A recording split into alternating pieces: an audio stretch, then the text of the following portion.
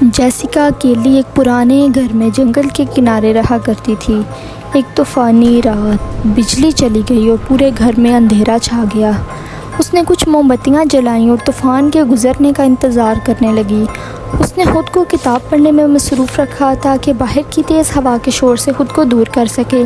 جیسے ہی اس نے پڑھنا شروع کیا، اسے دروازے سے ہلکی ہلکی خراشنے کی آواز سنائی دی۔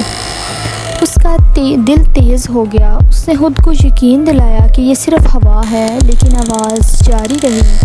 جیسیکا نے ایک ٹارچ پکڑی اور احتیاط سے دروازے کی طرف بڑھی۔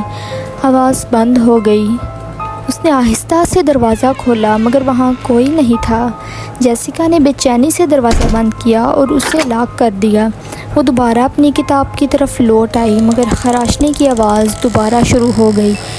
اس بار آواز زیادہ تیز تھی۔ اسے احساس ہوا کہ آواز گھر کے اندر سے آ رہی ہے۔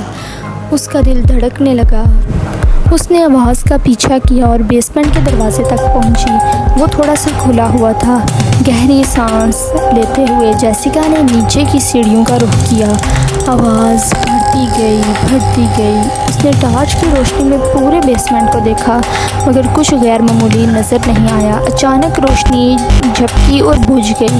مکمل اندھیرے میں جیسیکا نے اپنے پیچھے بھاری سانس لینے کی آواز سنی۔ وہ مڑی، مگر اس سے پہلے کہ وہ کچھ کہہ پاتی یا کچھ کر پاتی، سرد ہاتھوں نے اس کے کندھے پکڑ لیے۔ جیسیکا نے خوف کے عالم میں ہاتھوں کی گرفت سے خود کو چھڑانے کی کوشش کی، مگر وہ ہاتھ بہت مضبوط تھے۔ اس کے دل کی دھڑکنیں تیز ہو گئیں اور اس نے زور سے چیخنے کی کوشش کی، مگر اس کی آواز بالکل نہیں نکل سکی۔ اچانک اس کے سامنے روشنی کی ایک کرن نمودار ہوئی اور اس نے دیکھا کہ ایک پرانا آئینہ جو دیوار پر لٹکا ہوا تھا، اس میں کچھ حرکت ہو رہی ہے۔ آئینے میں ایک پراسرار شکل نمودار ہوئی۔ وہ ایک بوڑھی عورت کی تھی جس کی آنکھیں سرد اور خالی تھیں۔ جیسیکا نے فوراً پہچان لیا کہ یہ عورت گھر کی پچھلی مالک مسز ولیمز تھی، جو کئی سال پہلے پراسرار حالات میں انتقال کر چکی تھی۔ بوڑھی عورت نے آہستہ سے کہا، "تمہیں یہاں نہیں ہونا چاہیے، یہ میرا گھر ہے۔"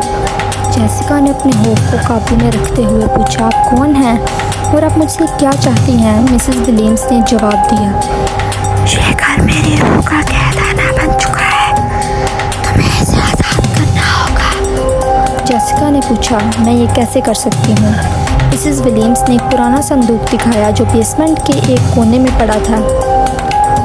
"اس صندوق میں میری ذاتی چیزیں ہیں، تمہیں انہیں جلانا ہوگا اور میری روح کو آزاد کرنا ہوگا۔"